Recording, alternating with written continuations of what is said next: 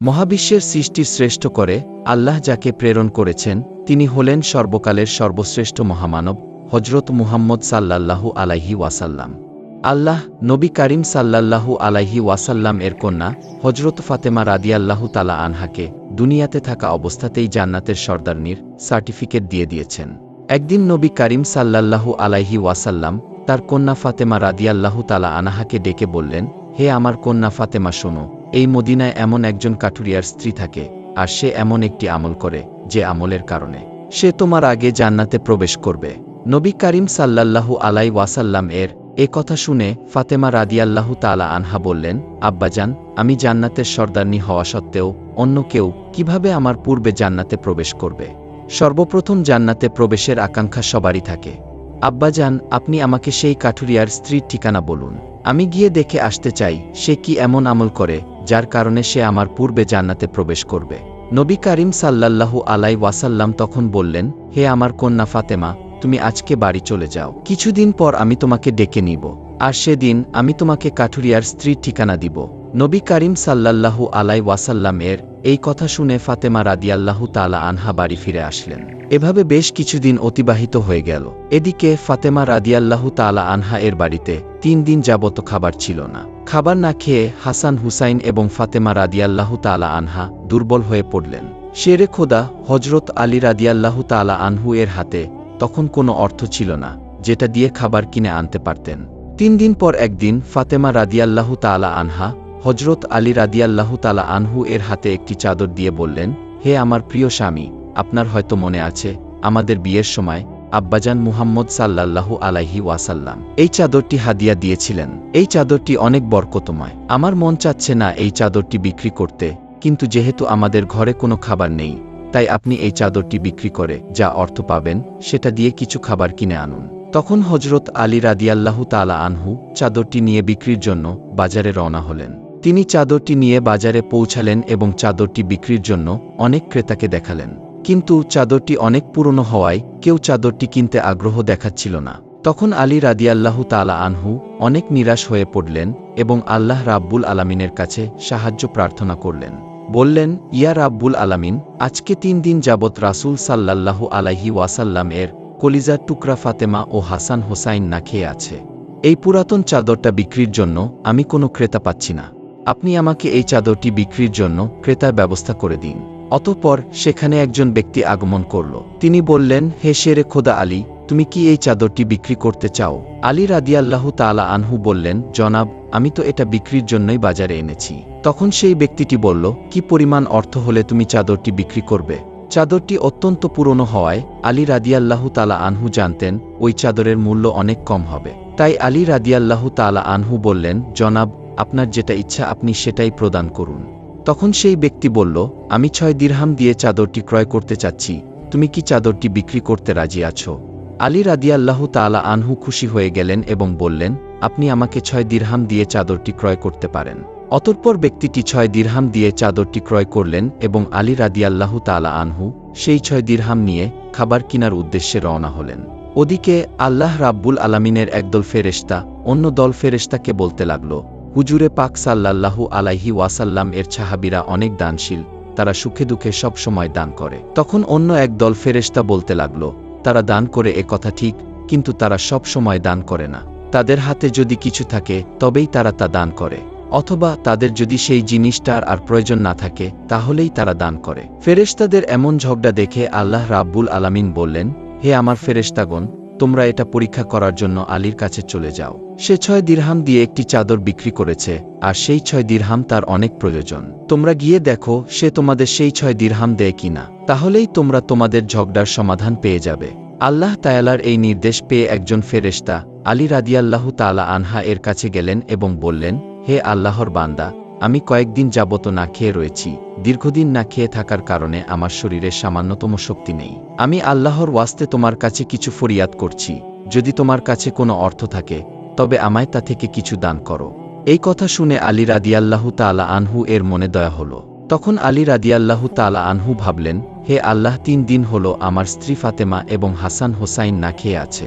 আজ 3 দিন পর ফাতেমা আমার হাতে একটি পুরনো চাদর দিয়েছে বিক্রি করার জন্য, কথা ছিল চাদর বিক্রির টাকা দিয়ে আমি তাদের জন্য খাবার কিনে নিয়ে যাব। কিন্তু তোমার এক অসহায় বান্দা আমার কাছে এসে সাহায্য চাইছে। আমি আমার স্ত্রী সন্তানদের জন্য খাবার কিনে নিয়ে যাব না, এই অর্থগুলো তোমার এই অসহায় বান্দাকে দিয়ে দিব। অতঃপর আলী রাদিয়াল্লাহু তাআলা আনহু সিদ্ধান্ত নিলেন তিনি এই অর্থগুলো আল্লাহর এই অসহায় বান্দাকে দান করে দিবেন। আর ভাবতে লাগলেন আমার জন্য উত্তম পরিকল্পনাকারী এবং অভিভাবক হলেন আমার আল্লাহ। মহান রাব্বুল আলামিন অবশ্যই আমার জন্য উত্তম ব্যবস্থা করে দিবেন। তখন আলী রাদিয়াল্লাহু তাআলা আনহু অর্থগুলো সেই ভিক্ষুককে দান করে দিলেন। এরপর আলী রাদিয়াল্লাহু তাআলা আনহু অত্যন্ত চিন্তা ও পেরেশানি হয়ে সামনের দিকে চলতে লাগলেন।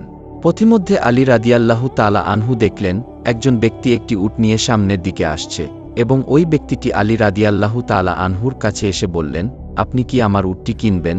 তখন আলী রাদিয়াল্লাহু তাআলা আনহু বললেন, আমার কাছে তো কোনো অর্থ নেই, আমি কিভাবে আপনার থেকে উটটি কিনব?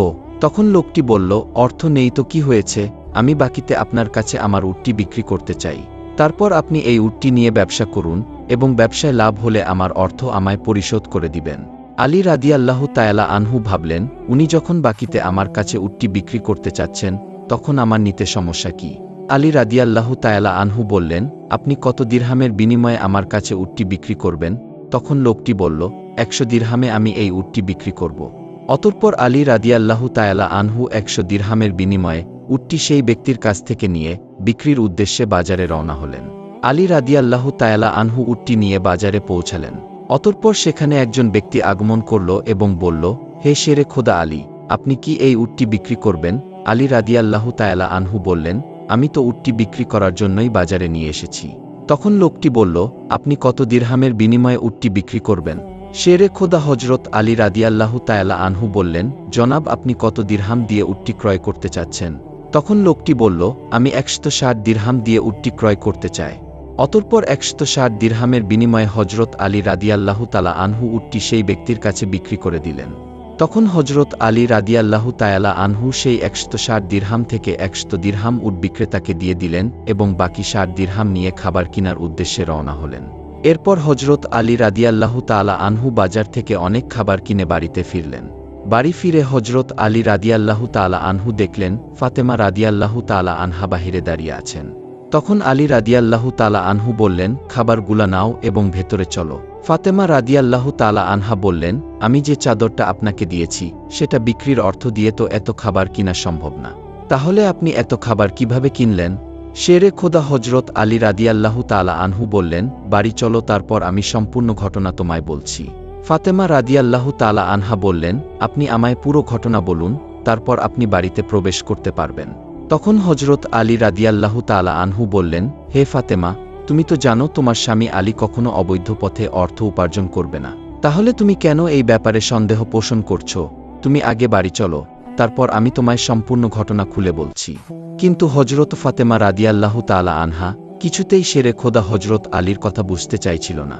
কিছুদিন পর নবী করিম সাল্লাল্লাহু আলাইহি ওয়াসাল্লাম ফাতেমা রাদিয়াল্লাহু তাআলা আনহাকে ডাকলেন এবং বললেন, হে আমার প্রিয় কন্যা ফাতেমা, তোমার কি মনে আছে আমি তোমায় একজন কাঠুরিয়ার স্ত্রীর কথা বলেছিলাম? ফাতেমা রাদিয়াল্লাহু তাআলা আনহা বললেন, জি আব্বাজান, মনে আছে। আর আপনি বলেছিলেন কোনো এক আমল করার জন্য সেই কাঠুরিয়ার স্ত্রী আমার পূর্বে জান্নাতে প্রবেশ করবে, এবং আপনি আমাকে সেই কাঠুরিয়ার স্ত্রীর ঠিকানা বলতে চেয়েছিলেন। নবী করিম সাল্লাল্লাহু আলাইহি ওয়াসাল্লাম বললেন, হে ফাতেমা, এক গভীর জঙ্গলে একজন কাঠুরিয়া ও তার স্ত্রী থাকে, তুমি সেখানে যাও এবং কাঠুরিয়ার স্ত্রীর সাথে সাক্ষাৎ করে আসো। এ কথা শুনে ফাতেমা রাদিয়াল্লাহু তাআলা আনহা কাঠুরিয়ার স্ত্রীর বাড়ির উদ্দেশ্যে রওনা হলেন। তিনি কাঠুরিয়ার বাড়ি গিয়ে পৌঁছালেন এবং সালাম দিয়ে বললেন, আমি নবীর মেয়ে ফাতেমা বলছি, আমি কি বাড়ির ভেতরে প্রবেশ করতে পারি? বাড়ির ভেতর থেকে আওয়াজ আসলো, মহান রাব্বুল আলামিন এর দরবারে শুকরিয়া যে নবীর মেয়ে আমার বাড়িতে এসেছেন। আপনাকে চোখে দেখার অনেক আকাঙ্ক্ষা আমার মনে রয়েছে, কিন্তু আপনি কেন আমার বাড়িতে এসেছেন? ফাতেমা রাদিয়াল্লাহু তাআলা আনহু বললেন, আমি আপনার সাথে দেখা করতে চাই, দয়া করে আমাকে ঘরে প্রবেশের অনুমতি দিন। তখন কাঠুরিয়ার স্ত্রী বললেন, আমি আপনার কাছে ক্ষমা চাইছি, আমি আপনাকে ঘরে প্রবেশের অনুমতি দিতে পারি না, কারণ এটা আমার স্বামীর ঘর। আপনাকে ঘরে প্রবেশ করার জন্য আমার স্বামীর কাছ থেকে অনুমতি নিতে হবে। আপনি কষ্ট পেলে আমি দুঃখিত, আপনি কাল আসবেন, আমি আমার স্বামীর কাছ থেকে অনুমতি নিয়ে রাখব। কাঠুরিয়ার স্ত্রীর এই কথা শুনে ফাতেমা রাদিয়াল্লাহু তাআলা আনহা বাড়ি ফিরে আসলেন। ফাতেমা রাদিয়াল্লাহু তাআলা আনহা দ্বিতীয় দিন যখন কাঠুরিয়ার স্ত্রীর সাথে দেখা করার জন্য রওনা হবেন, তখন হাসান রাদিয়াল্লাহু তাআলা আনহু এসে বললেন, আম্মাজান, আপনি কোথায় যাচ্ছেন? আমি আপনার সাথে যাব। তখন ফাতেমা রাদিয়াল্লাহু তাআলা আনহা বড় পুত্র হাসানকে নিয়ে কাঠুরিয়ার বাড়ি গিয়ে পৌঁছালেন। গিয়ে সালাম দিয়ে বললেন, আমি নবীর মেয়ে ফাতেমা বলছি, আমার সাথে আমার বড় পুত্র হাসান রয়েছে। আমি কি ঘরে প্রবেশ করতে পারি? তখন ভেতর থেকে আওয়াজ আসলো, আপনাকে ঘরে প্রবেশের জন্য আমি আমার স্বামীর কাছ থেকে অনুমতি নিয়ে রেখেছি, কিন্তু আপনার সাথে আপনার বড় পুত্র রয়েছে। আমি তার জন্য আমার স্বামীর থেকে অনুমতি নেইনি, তাই আমি আপনাকে ঘরে প্রবেশ করতে দিতে পারি না। আপনি কষ্ট পেলে আমায় ক্ষমা করবেন। আপনি কাল আসবেন, আমি আপনার বড় পুত্রর জন্য আমার স্বামীর কাছ থেকে অনুমতি নিয়ে রাখব। কাঠুরিয়ার স্ত্রীর এই কথা শুনে ফাতেমা রাদিয়াল্লাহু তাআলা আনহা দ্বিতীয় দিনও বাড়ি ফিরে আসলেন। ফাতেমা রাদিয়াল্লাহু তাআলা আনহা তৃতীয় দিন যখন বড় পুত্র হাসানকে নিয়ে কাঠুরিয়ার স্ত্রীর সাথে দেখা করার জন্য রওনা হবেন, তখন ছোট পুত্র হুসাইন রাদিয়াল্লাহু তাআলা আনহু এসে বললেন, আম্মাজান, আপনি ভাইজানকে নিয়ে কোথায় যাচ্ছেন? আমিও আপনার সাথে যাব। তখন ফাতেমা রাদিয়াল্লাহু তাআলা আনহা দুই পুত্রকে নিয়ে কাঠুরিয়ার বাড়ি গিয়ে পৌঁছালেন। পৌঁছে সালাম দিয়ে বললেন, আমি নবীর মেয়ে ফাতেমা বলছি, আমার সাথে আমার দুই পুত্র রয়েছে। আমি কি ঘরে প্রবেশ করতে পারি? তখন ভেতর থেকে আওয়াজ আসলো, ঘরে প্রবেশের জন্য আপনার বড় পুত্র হাসানের জন্য আমি আমার স্বামীর কাছ থেকে অনুমতি নিয়ে রেখেছি, কিন্তু আপনার সাথে আপনার ছোট পুত্র রয়েছে। আমি তার জন্য আমার স্বামীর থেকে অনুমতি নেইনি, তাই আমি আজকেও আপনাকে ঘরে প্রবেশ করতে দিতে পারি না। আপনি কষ্ট পেলে আমায় ক্ষমা করবেন। আপনি কাল আসবেন, আমি আপনার ছোট পুত্র হুসাইনের জন্য আমার স্বামীর কাছ থেকে অনুমতি নিয়ে রাখব। কাঠুরিয়ার স্ত্রীর এই কথা শুনে ফাতেমা রাদিয়াল্লাহু তাআলা আনহা তৃতীয় দিনও বাড়ি ফিরে আসলেন। এরপর চতুর্থ দিন ফাতেমা রাদিয়াল্লাহু তাআলা আনহা দুই পুত্রকে নিয়ে কাঠুরিয়ার বাড়ি গিয়ে পৌঁছালেন। পৌঁছে সালাম দিয়ে বললেন, আমি নবীর মেয়ে ফাতেমা বলছি, আমার সাথে আমার দুই পুত্র রয়েছে। আমি কি ঘরে প্রবেশ করতে পারি? অতঃপর কাঠুরিয়ার স্ত্রী ঘরে প্রবেশের অনুমতি দিলেন। ফাতেমা রাদিয়াল্লাহু তাআলা আনহা ঘরে প্রবেশ করলেন এবং দেখলেন কাঠুরিয়ার স্ত্রী একটি পানি ভর্তি পাত্র, একটি লাঠি এবং দড়ি নিয়ে বসে আছে। হযরত ফাতেমা রাদিয়াল্লাহু তাআলা আনহা জিজ্ঞেস করলেন, আপনি এগুলো নিয়ে বসে আছেন কেন? তখন কাঠুরিয়ার স্ত্রী বললেন, আমার স্বামী যখন সারাদিন পরিশ্রম করে ক্লান্ত হয়ে ঘরে ফিরবেন, তখন তার অজু করার জন্য এবং পান করার জন্য পানির প্রয়োজন হবে। আমি চাই না পানির জন্য অপেক্ষা করতে গিয়ে আমার স্বামীর সামান্যতম কষ্ট হোক, তাই আমি আগে থেকেই পানি এনে রেখেছি। তখন ফাতেমা রাদিয়াল্লাহু তাআলা আনহা বললেন, বুঝলাম আপনার স্বামীর পানির প্রয়োজন, তাই আপনি পানি ভর্তি পাত্র রেখেছেন, কিন্তু বোন, আপনি লাঠি নিয়ে বসে আছেন কেন? আর এই মোটা দড়িরই বা কি কাজ? কাঠুরিয়ার স্ত্রী বললেন, আমার স্বামী কোনো কারণে যদি আমার উপর অসন্তুষ্ট হন আর তিনি যদি আমাকে শাস্তি দিতে চান, তবে তার দরকার হবে একটি লাঠি, এবং আমার হাত বাঁধার জন্য দরকার হবে দড়ি। লাঠি আর দড়ি খুঁজতে গিয়ে যেন আমার স্বামীর কোনো কষ্ট না হয়, তাই আমি এই দড়ি এবং লাঠি এনে রেখেছি। কাঠুরিয়ার স্ত্রীর এমন কথা শুনে ফাতেমা রাদিয়াল্লাহু তাআলা আনহা বিস্মিত হয়ে গেলেন এবং সেখান থেকে দুই পুত্রকে নিয়ে বাড়ি ফিরে আসলেন।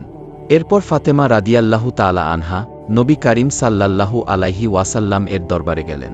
নবী করিম সাল্লাল্লাহু আলাইহি ওয়াসাল্লাম বললেন, হে আমার কন্যা ফাতেমা, তুমি কি সেই কাঠুরিয়ার স্ত্রীর সাথে সাক্ষাৎ করেছ? হযরত ফাতেমা রাদিয়াল্লাহু তাআলা আনহা বললেন, জি আব্বাজান, আমি তার সাথে সাক্ষাৎ করেই আপনার কাছে এসেছি। হুজুরে পাক সাল্লাল্লাহু আলাইহি ওয়াসাল্লাম তখন বললেন, হে ফাতেমা, তুমি সেখানে গিয়ে কি দেখলে? হযরত ফাতেমা রাদিয়াল্লাহু তাআলা আনহা বললেন, আব্বাজান, ওই কাঠুরিয়ার স্ত্রী অনেক স্বামী ভক্ত। তিনি তার স্বামীর অনুমতি ছাড়া আমাদের ঘরে প্রবেশ করতে দেননি। 3 দিন পর ঘরে প্রবেশের অনুমতি দিয়েছিলেন। এমনকি তার স্বামীর যা যা প্রয়োজন তা তার স্বামী বাড়ি ফেরার পূর্বেই সংগ্রহ করে রাখতেন।